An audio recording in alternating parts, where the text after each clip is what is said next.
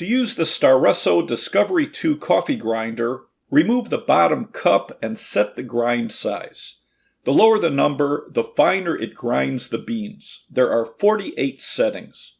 A fine grind is good for espresso, medium is good for coffee pots and pour over, coarse is good for French press. Replace the cup on the bottom. Remove the motor on top and add your coffee beans. It will hold about 20 grams.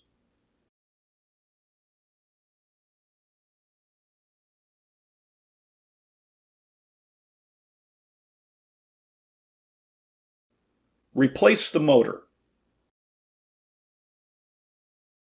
Press the power button. It will turn off when the grind cycle is complete.